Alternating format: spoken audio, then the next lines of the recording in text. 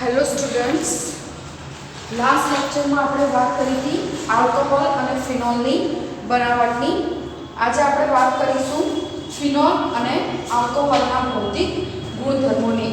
એની અંદર ગુણધર્મોમાં આપણે ફિનોલ અને આલ્કોહોલની એસિડિકતા વિશે વાત કરીશું. એ બંનેની કમ્પેરિઝન કરીશું કે કોણ વધુ એસિડિક છે, કોણ વધુ એસિડિક નથી, અથવા તો એની વાત કરીશું કે કેમ એ ઓછો એસિડિક છે, કેમ બીજો વધુ એસિડિક છે. એના રિલેટેડ આપણે ભૌતિક ગુણધર્મોમાં એની વાત કરીશું અને બીજા બધા સાથે પણ એની કમ્પેરિઝન કરીશું કે કોના ઉત્કલન બિંદુ અને ગલન બિંદુ વધારે હોય છે અને કેમ.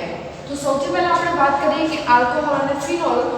તો ફિનોલ કેવું હોય તો કે બેન્ઝીન રિંગ ઉપર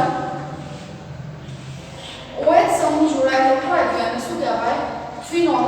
અને આને શું કહેવાય? આલ્કોહોલ. બરાબર છે?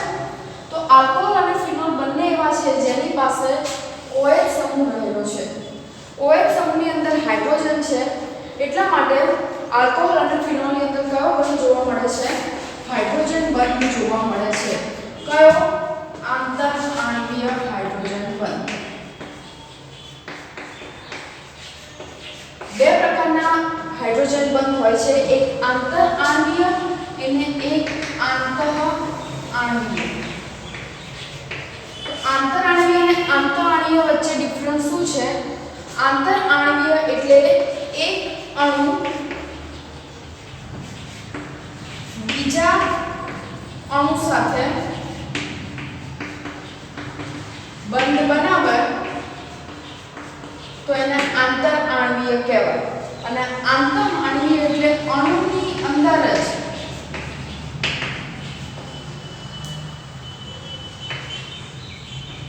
બંધ બને તો એને કેવો બંધ કહેવાય? આંતઃ આણ્વીય હાઇડ્રોજન બંધ કહેવાય. એક અણુ એક ફિનોલ બીજા ફિનોલ સાથે બંધ બનાવે તો એને આંતર આણ્વીય બંધ કહેવાય.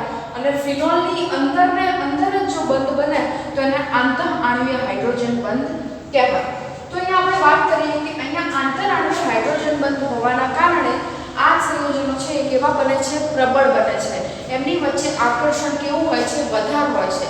માટે એમના ઉત્કલન બિંદુ અને ગલન બિંદુ પણ કેવા જાય છે? ઊંચા. કારણ કે એમને તોડવા માટે ઊર્જા કેટલી આપવી પડે? વધારે. જ્યારે બે અણુ વચ્ચેનું આકર્ષણ વધારે હોય તો એ બંધને તોડવા માટે ઊર્જા આપણે વધારે આપવી પડે. એટલા માટે એના ગલન બિંદુ અને ઉત્કલન બિંદુ કેવા હોય? ઊંચા હોય. તો આલ્કોહોલ અને ફિનોલની જો આપણે વાત કરતા હોઈએ તો આલ્કોહોલ અને ફિનોલ એ બંને એવા છે જેની અંદર આંતર આણ્વીય હાઇડ્રોજન બંધ જોવા મળે છે. એના કારણે એમના ગલન બિંદુ અને ઉત્કલન બિંદુ કેવા હોય છે? ઊંચા હોય છે. તો આપણે જોઈએ તો કે ROH તો આ જે ડોટેડ લાઈન વડે દર્શાવેલું છે શું છે? હાઇડ્રોજન બંધ છે. જે એક ROH અણુ એ બીજા ROH અણુ સાથે બનાવે છે. મેં તમને કીધું કે એક અણુ એ બીજા અણુ સાથે બંધ બનાવે તો એને આંતર આણ્વીય હાઇડ્રોજન બંધ કહેવાય.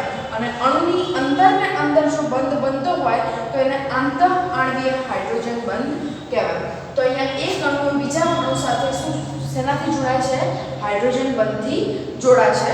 એ જ રીતે ફિનોલની અંદર પણ હાઇડ્રોજન બંધ જોવા મળે છે બંને.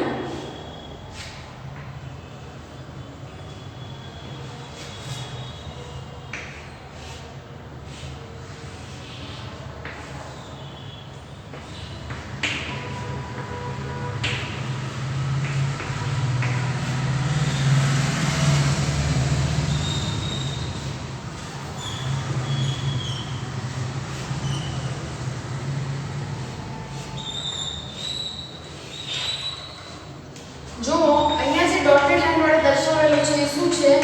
હાઇડ્રોજન બંધ છે. એમાં એક ફિનોલ અણુ એ બીજા ફિનોલ અણુ સાથે જોડાઈ અને બનાવે છે. બરાબર છે? તો આમાંનો એક ફિનોલનો ઓક્સિજન અને બીજા ફિનોલનો હાઇડ્રોજન એકબીજા સાથે જોડાઈ અને શું બનાવે છે? હાઇડ્રોજન બંધ બનાવે છે.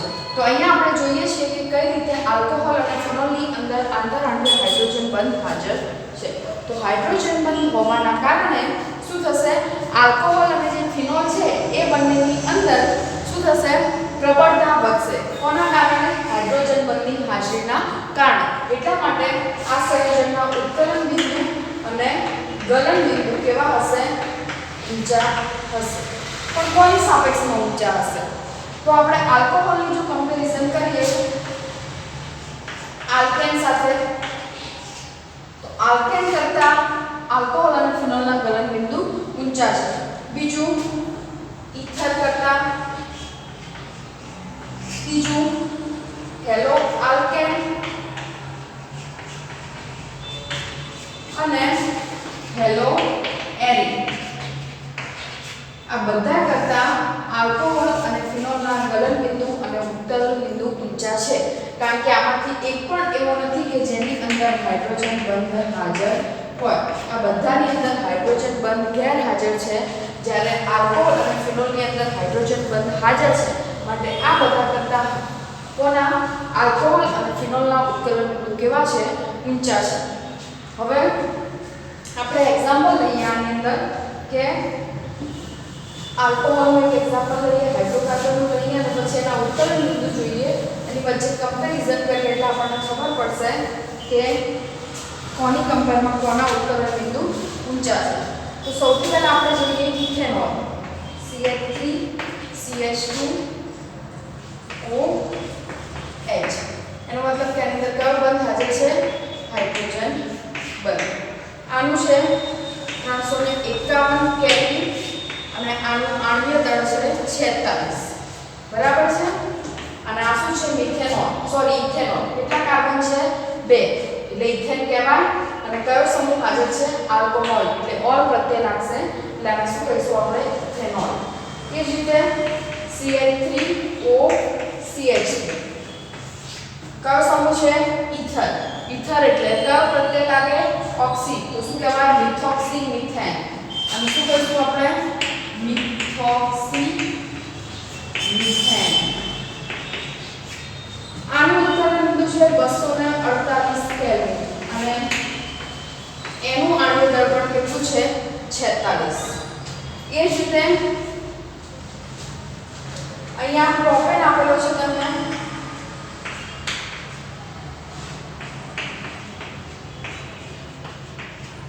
કેટલા કાર્બન છે? 1 2 અને 3. Methane, ethane, propane. તો પ્રોપેનનું અહીંયા ઉત્કલન બિંદુ કેટલું છે? 231 કેલ્વિન અને એનું આણ્વીય દળ કેટલું છે? 44. તો અહીંયા તમે જોઈ શકો છો કે આની અંદર એકમાં જ હાઇડ્રોજન બંધ હાજર છે, બીજા એકમાં પણ હાઇડ્રોજન બંધ હાજર છે નહીં. બરાબર છે. આ હાઇડ્રોજન છે પણ એ કાર્બન સાથે જોડાયેલો છે એટલે હાઇડ્રોજન બંધ નથી. એ નોર્મલ હાઇડ્રોકાર્બન છે. હાઇડ્રોકાર્બન એ તમે ભણી ગયા છો આગળ. મિથેન, ઇથેન, પ્રોપેન, બ્યુટેન હોય બધાને શું કહેવાય? હાઇડ્રોકાર્બન કહેવાય. જેને આલ્કેન, આલ્કીન, આલ્કાઇન્સ આપણે કહી શકીએ.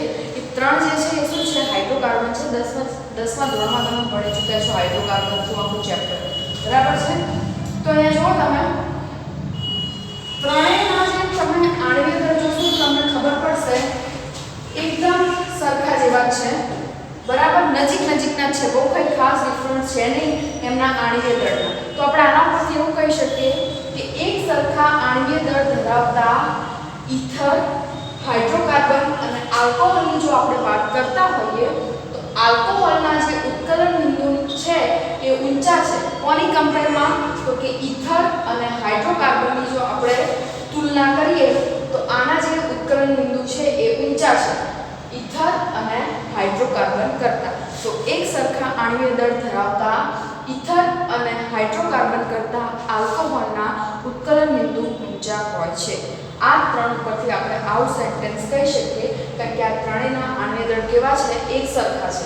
બરાબર, એટલા માટે આપણે કહી શકીએ એક સરખા આણ્વીય દળ ધરાવતા ઈથર અને હાઇડ્રોકાર્બન કરતા આલ્કોહોલના ઉત્કલન બિંદુ કેવા છે? ઊંચા છે. જોઈ શકો છો તમે 351 છે, આ 248 છે અને આ 231 છે.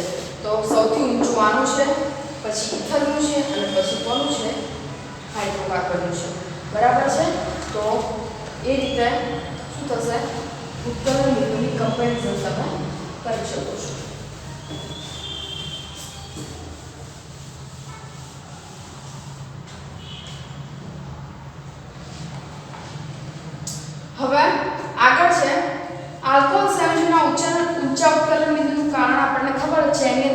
રહેલો હાઇડ્રોજન બંધ એના કારણે એના ઉત્કલન બિંદુ કેવા છે?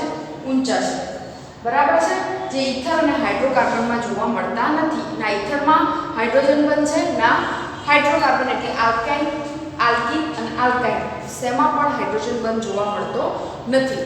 તો એના કારણે એના જે ઉત્કલન બિંદુ છે એ આલ્કોહોલ કરતાં ઊંચા નથી.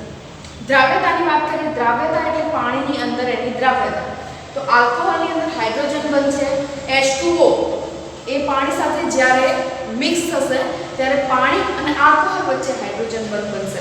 એટલે પાણીની અંદર શું થઈ શકે છે? ઓગળી શકે છે.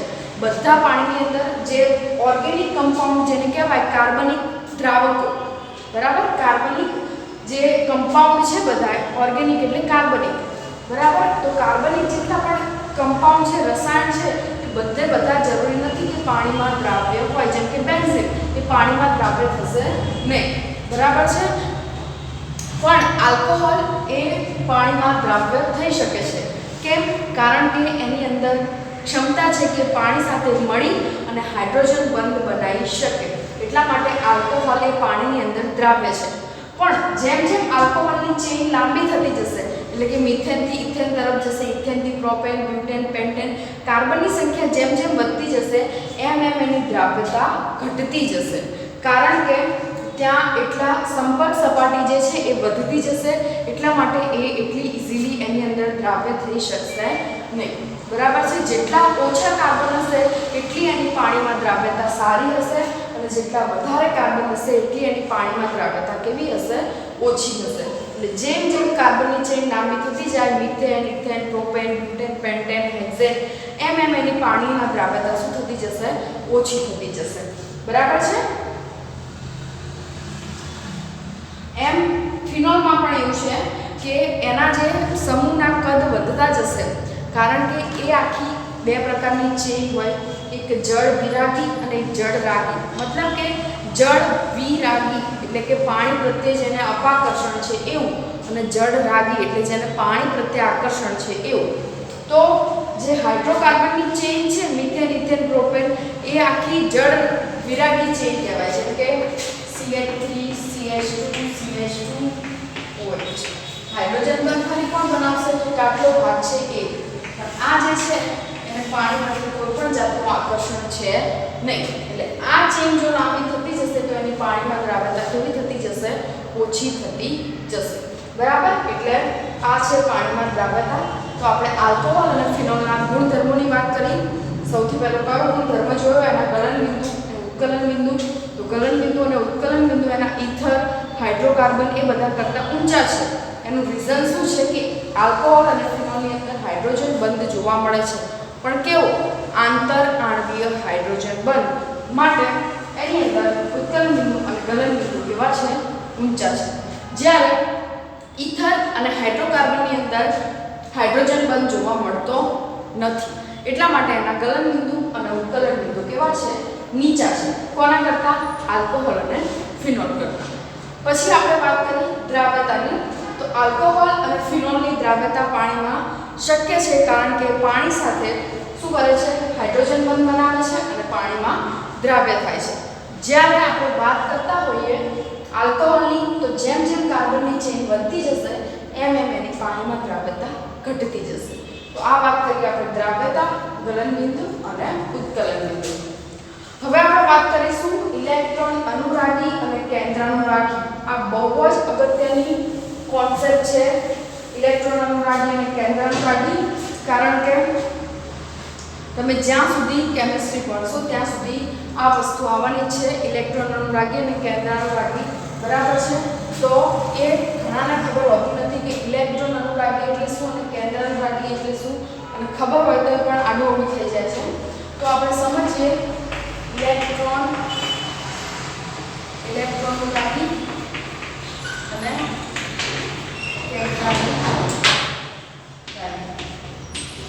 એમાંની સંધિ સુધી પાડીએ તો શું પડે? ઇલેક્ટ્રોન અનુરાગી એટલે કે જેને ઇલેક્ટ્રોન પ્રત્યે આકર્ષણ છે એવા.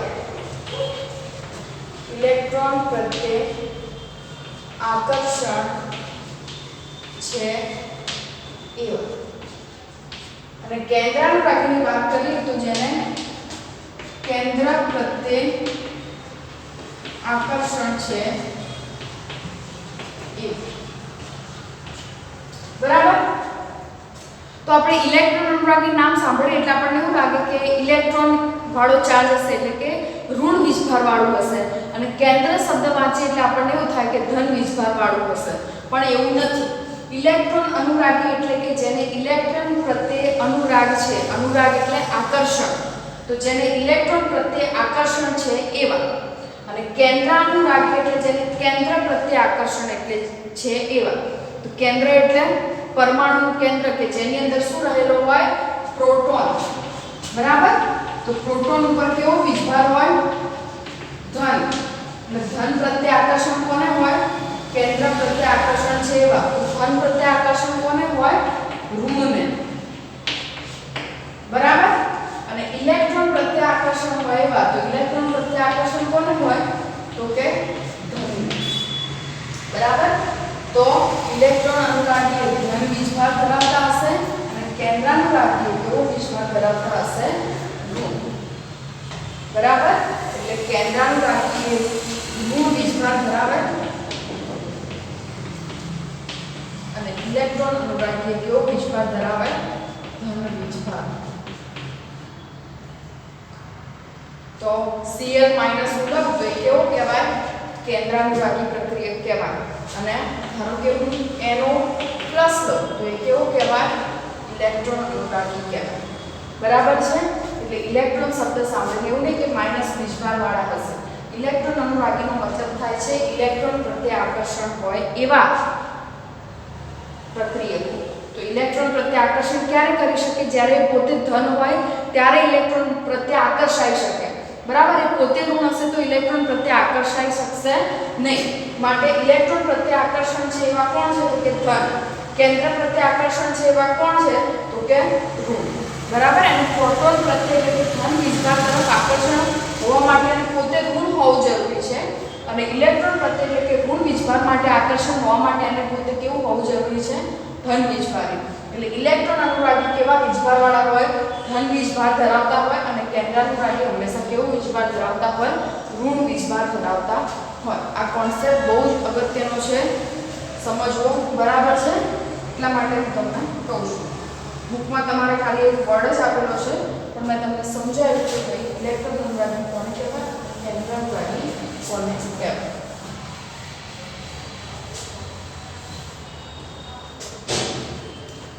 જોઈએ આગળ આપણે રાસાયણિક પ્રક્રિયાઓ. તો એમાં છે કેન્દ્રાનુરાગી પ્રક્રિયકો તરીકે આલ્કોહોલ સંયોજનો. આલ્કોહોલ સંયોજનો કેવા પ્રક્રિયક તરીકે વર્તશે? કેન્દ્રાનુરાગી. તે પોતે કેવા હશે? ઋણ. જોઈએ આપણે.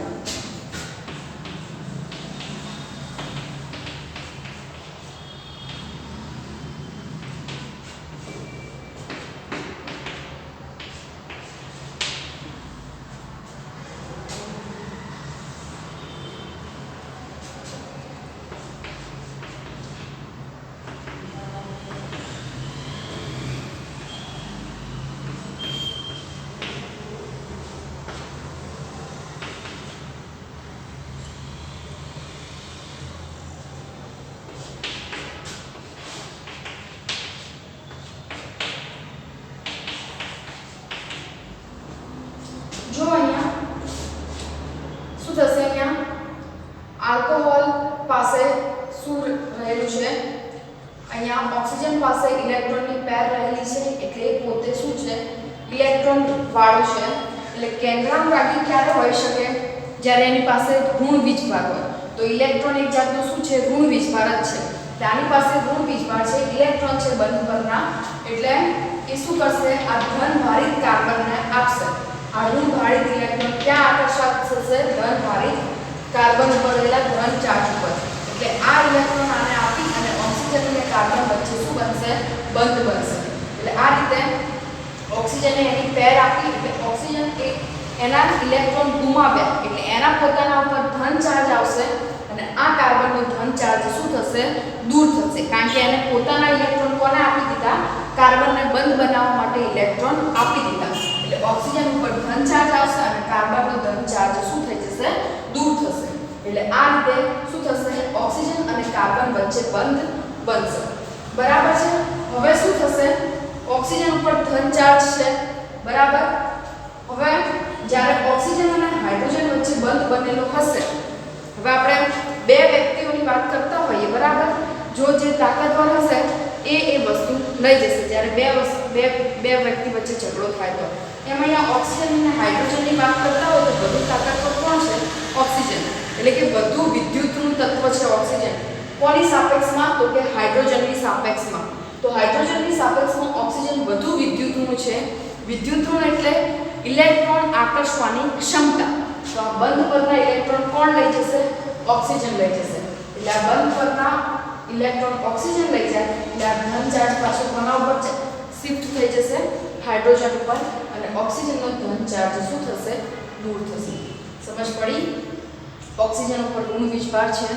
એટલે પોતે કેન્દ્રાનુરાગી તરીકે વર્તી શકે છે તો હવે ઋણ ચાર્જ કોના પર આકર્ષાય ધન ઉપર એટલે આ ઋણ ચાર્જ ધન ઉપર આકર્ષાશે એટલે ત્યાં એના ઇલેક્ટ્રોન કાર્બનને આપશે અને ઓક્સિજન અને કાર્બન વચ્ચે શું બનશે બંધ બનશે હવે આના ઇલેક્ટ્રોન એને આપી દીધા એટલે એના ઉપર શું આવશે ધન વીજભાર આવશે અને એ ધન વીજભાર આવશે એટલે હવે આ ઇલેક્ટ્રોન કોની જોડેથી લેશે કાર્બનને તો એને આપ્યા છે એટલે એની જોડેથી તો એ લેવાનો નથી વધ્યો કોણ હાઇડ્રોજન તો હાઇડ્રોજન પાસેથી શું કરશે ઇલેક્ટ્રોન લઈ લેશે એનો ધન વીજભાર દૂર કરશે અને હાઇડ્રોજન ઉપર શું આવશે ધન વીજભાર આવશે તો આ રીતે આખી કેવી રિએક્શન થશે કેન્દ્રાનુરાગી પ્રક્રિયા થશે આ રીતે એ જ રીતે ઇલેક્ટ્રોન અનુરાગી પ્રક્રિયા જોઈએ આપણે એમાં શું થશે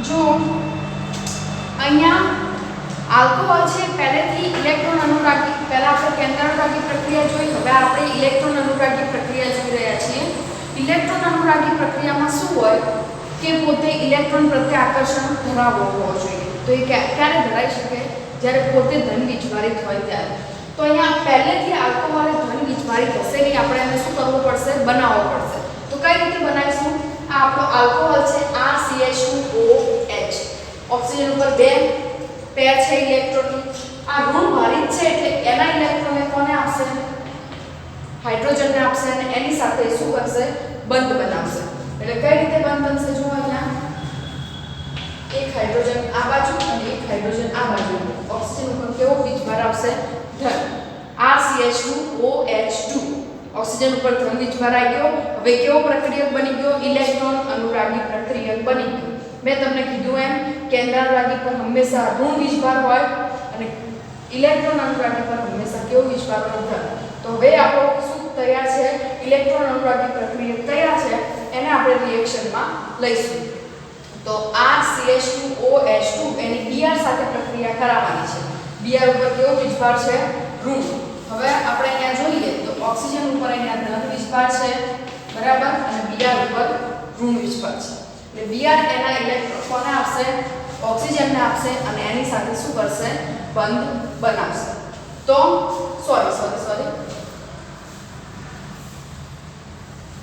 અહીંયાથી શું થશે આના પર ધન વીજભાર છે હવે આપણે આની વાત કરીએ તો કાર્બનની કમ્પેરમાં ઓક્સિજનની વિદ્યુત ઋણતા કેવી છે વધારે છે એટલે શું કરશે આ ઓક્સિજન એ આ કાર્બન પાસેથી ઇલેક્ટ્રોન લઈ લેશે શું કરશે કાર્બન પાસેથી ઇલેક્ટ્રોન લઈ લેશે એટલે આનો ધન વીજભાર દૂર થશે અને કોના પર ધન વીજભાર આવશે કાર્બન એટલે આ પાણીના અણુ તરીકે H2O અહીંયાથી છૂટો પડશે હવે કાર્બન ઉપર ધન વીજભાર આવ્યો એટલે આ Br શું કરશે, Br ઉપર માઈનસ ચાર્જ છે, એની પાસે ઇલેક્ટ્રોન છે એટલે કોને આપશે, કાર્બનને આપશે અને કાર્બન સાથે જોડાઈને શું કરશે, બંધ બનાવશે. આ રીતે BrCH2R અથવા RCH2Br એમ પણ તમે લખી શકો છો. બરાબર છે. તો આ રીતે આ કઈ રિએક્શન થશે, આપણી ઇલેક્ટ્રોન અનુરાગી પ્રક્રિયા. બરાબર છે. પહેલા આપણે કઈ પ્રક્રિયા જોઈ, કેન્દ્ર અનુરાગી. હવે આપણે કઈ જોઈ, ઇલેક્ટ્રોન અનુરાગી. બરાબર છે. કેન્દ્ર અનુરાગીમાં આપણે શું કર્યું હતું, આ જ આપણે પ્રક્રિયા તરીકે લઈ લીધું હતું કારણ કે આપણે ઋણ વિસ્ભારિત જ જોઈતું હતું. પણ ઇલેક્ટ્રોન અનુરાગીમાં ઋણ વિસ્ભારિત નહીં, આપણે કેવો જોઈએ, ધનભારિત. તો પહેલા આપણે એને ધનભારિત પ્રક્રિયા બનાવ્યો, પછી એની આપણે Br સાથે પ્રક્રિયા કરાવી એટલે આપણી આ જે રિએક્શન થઈ અને કેવી રિએક્શન કહીશું આપણે, ઇલેક્ટ્રોન અનુરાગી પ્રક્રિયા.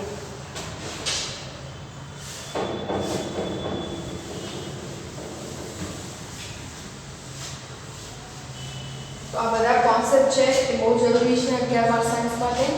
MCQ માં આ રીતે જ પૂછાતું હોય છે.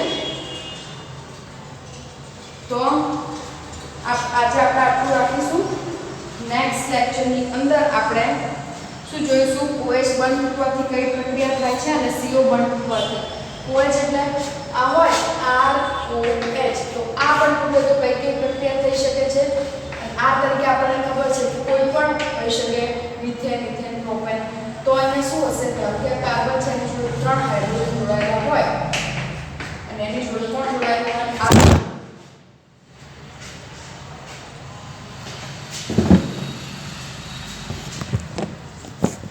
તો એની સાથે આલ્કોહોલ જોડાયેલો હોય તો શું થશે, કાર્બન અને ઓક્સિજન વચ્ચેનો બંધ છે એ તૂટશે. બરાબર છે. તો કાર્બન અને ઓક્સિજન વચ્ચેનો બંધ તૂટશે અને કઈ કઈ રિએક્શન થશે, અને આ ઓક્સિજન અને હાઇડ્રોજન વચ્ચેનો બંધ તૂટશે અને કઈ રિએક્શન થશે એના વિશે આપણે કાલે વાત કરીશું. આજે આટલું જ.